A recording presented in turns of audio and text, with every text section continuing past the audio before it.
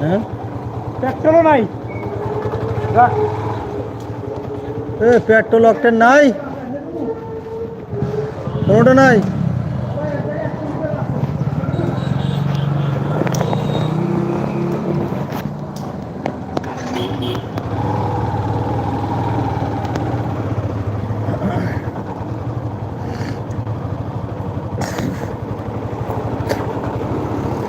সম্মানিত দর্শক,